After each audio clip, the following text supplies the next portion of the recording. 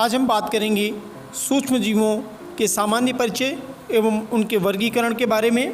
That is the general introduction and classification of micro organism. सबसे पहले हम बात करते हैं सूक्ष्म जीवों के सामान्य परिचय के बारे में। हमारे आसपास अनेक प्रकार के पौधे और जीव जंतु पाए जाते हैं जिनसे हम परिचित हैं, परंतु अनेक जीव ऐसे भी हैं जिन्हें हम देख नहीं पाते। ये जीव आकार में अत्यंत छोटे होते हैं। इन्हें सूक्ष्मदर्शी की सहायता से देखा जाता है। उदाहरण के लिए वर्षा ऋतु में जब ब्रेड या रोटी सड़ने लगती है तब इसकी सतह पर काले सफ़ेद धब्बे दिखाई देने लगते हैं। इन धब्बों को आवर्धक लेंस की सहायता से देखने पर कुछ सूक्ष्म संरचनाएं दिखाई देती हैं। क्या आप जानते हैं कि ये संरचनाएं क्या हैं? आइए एक एक्टिविटी करते हैं। एक फ्रेश ब्रेड लेते हैं और उस पर पानी का छिड़काव कर रख देते हैं। हम 4 से 5 दिन बाद देखते हैं कि इस पर फफूंद उगाई है और ज़्यादा समय के बाद इस फफूंद की मात्रा भी बढ़ जाती है। सामान्यतः इसके ऊपर उगाए इन सूक्ष्म जीवों को हम अपनी आंखों से नहीं देख पाते और हमारी विचारधारा होती है कि सूक्ष्म जीव हमारे लिए सिर्फ नुकसान ही करते हैं, जो सत्य नहीं है। सूक्ष्म जीव सर्वव्यापी होते हैं।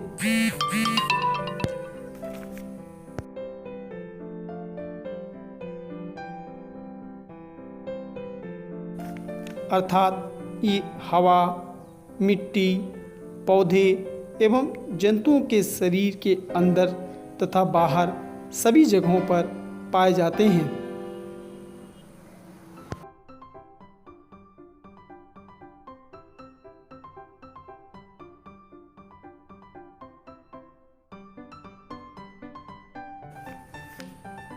ये अत्यंत विषम पर्यावरण एवं प्राकृतिक परिस्थितियों जैसे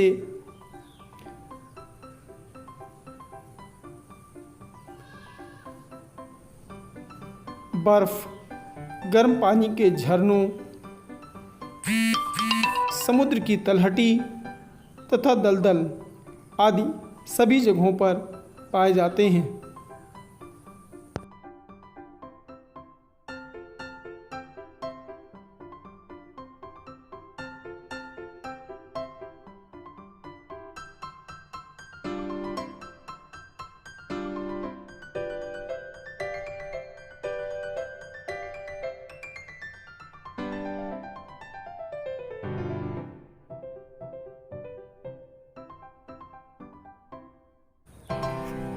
एंट अमीबा हिस्टोलिटिका मनुष्य की आंत में परजीवी के रूप में उपस्थित होता है। इसी प्रकार नींबू के पौधे पर ज़ैंथोमोनास साइट्री नामक जीवाणु कैंकर नामक रोग उत्पन्न करता है।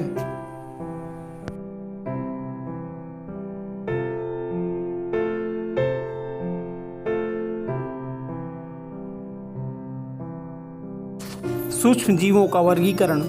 सूक्ष्म जीवों को मुख्यतः जीवाणु, विषाणु, प्रोटोजोआ, कवक और शैवालों में विभक्त किया जा सकता है।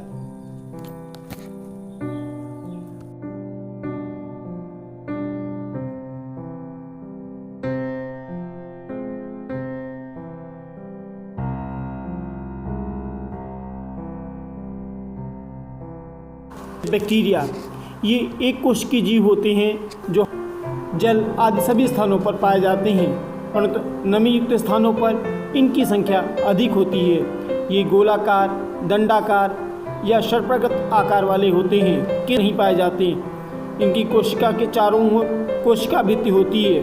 कुछ कोशिकाओं की कोशिका अपने चारों ओर एक कठोर आवरण बना लेती है जिन्हें हम कैप्सूल कहते हैं। कुछ जीवाणुओं में एक या अनेक धागों जैसी संरचनाएं होती हैं जिन्हें कशाभिका कहते हैं।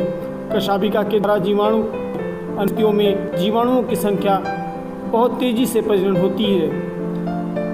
बैक्टीरिया हरित शैवाल को पहले शैवाल के समूह में रखा जाता था, परंतु अब इन्हें जीवाणुओं के साथ मोनेरा ग्रुप में रखा जाता है। इनका रंग नीला हरा होता है तथा ये प्रकाश द्वारा अपना भोजन स्वयं बनाते हैं। दूसरे शब्दों में यह परपोषी होते हैं। इनकी कोशिका के चारों ओर श्लेष्मा का आवरण होता है।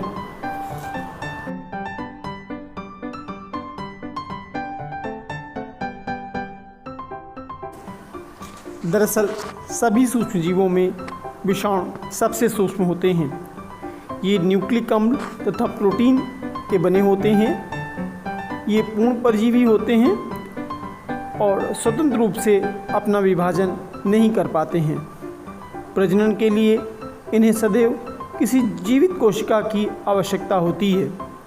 विषाणुओं द्वारा पौधों, जंतुओं एवं मनुष्यों में अनेक प्रकार के घातक रोग उत्पन्न होते हैं, जैसे मनुष्य में चेचक, पोलियो, हेपेटाइटिस, डेंगू, चिकनगुनिया आदि।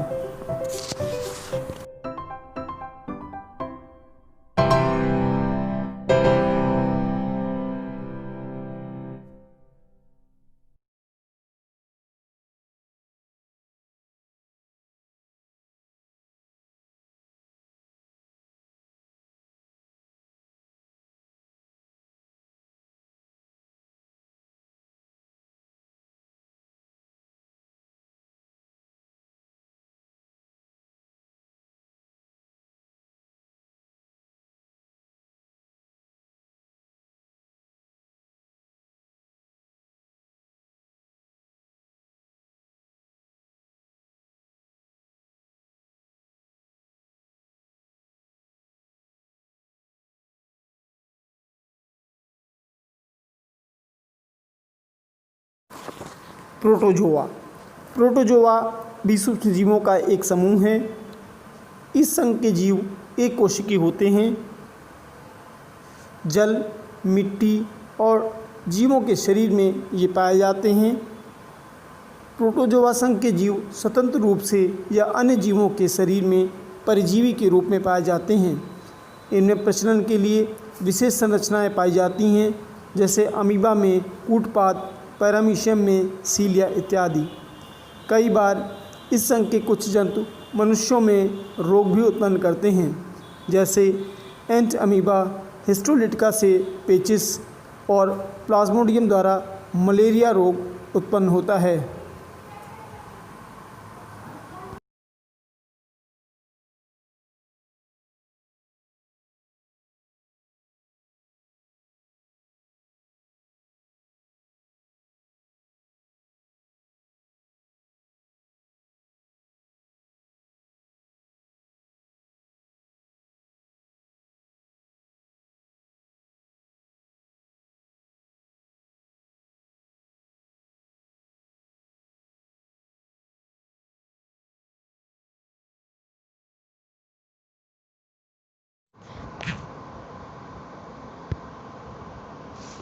कवक। कवक को फफूंद भी कहा जाता है। इन्हें अक्सर हम अपने घर में पाई जाने वाली रोटी, ब्रेड, अचार और चमड़े की वस्तुओं पर उगते हुए देखते हैं। बरसात के दिनों में कूड़े करकट पर उगने वाली छातीनुमा संरचना कुकुरमुत्ता भी एक प्रकार का कवक है। कवकों में अनेक लंबी धागे जैसी संरचनाएं होती हैं, जिन्हें कवक तंतु कहा जाता है। कवक तंतु एक कोशिकीय या बहुकोशिक होते हैं और आपस में मिलकर कवक जाल बनाते हैं। कवक की कोशिकाओं में एक या एक से अधिक केंद्रक पाया जाता है। कवक हमारे लिए लाभदायक और हानिकारक दोनों होते हैं। उदाहरण के लिए मशरूम भोजन के रूप में तथा पेनिसिलियम नामक कवक से पेनिसिलिन नामक प्रतिजैविक दवा बनाई जाती है। पक्सिनिया नामक कवक गेहूं में रोग उत्पन्न करते हैं। मनुष्य में कवक द्वारा उत्पन्न होने वाला प्रमुख रोग दाद है। कई बार सिर में होने वाले दाद से व्यक्ति गंजा भी हो सकता है।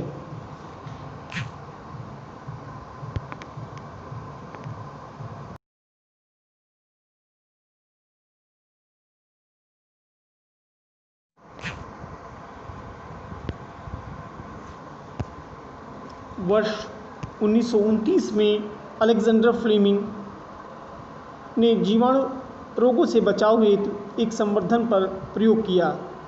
अचानक उन्होंने संवर्धन तस्तरी पर हरे रंग की फफूंद के छोटे बीजाणु देखे। उन्होंने पाया कि यह फफूंद जीवाणुओं की वृद्धि को रोकते हैं। इस प्रकार बहुत सारे जीवाणु पेनिसिलियम नामक कवक द्वारा मारे गए। इस प्रकार फफूंद से पेनिसिलिन नामक दवा तैयार की गई।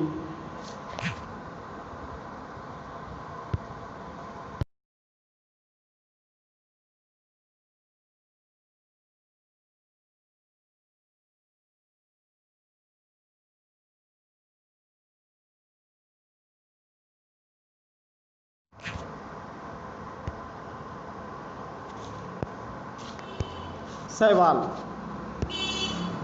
शैवाल को सामान्य भाषा में काई भी कहते हैं। ये सामान्यतः जल में पाए जाते हैं। कुछ शैवाल जैसे क्लोरेला, क्लेमाइडोमोनास एवं डायप्टम एक कोशिकीय होते हैं, परंतु अधिकांश शैवाल बहुकोशिकीय होते हैं। इनका शरीर सुकाय या थैलस कहलाता है, अर्थात इनमें जड़, तना, पत्ती का अभाव होता है। जीवाणुओं की तुलना में इनमें निश्चित केंद्रक पाया जाता है। शैवाल हमारे लिए लाभदायक होते हैं। ये भोजन तथा चारे के रूप में भी उपयोग किए जाते हैं। क्लोरेला नामक शैवाल से क्लोरेलिन नामक प्रतिजैविक दवा बनाई जाती है। सिफिलोरोस पॉइसिसेंस नामक हरा शैवाल चाय की फसलों पर रोग उत्पन्न करता है। नदियों तथा समुद्रों में पाए जाने वाले डायटम्स का उपयोग टूथपेस्ट, तापरोधी ईंट और वार्निश तथा पेंट आदि बनाने में किया जाता है।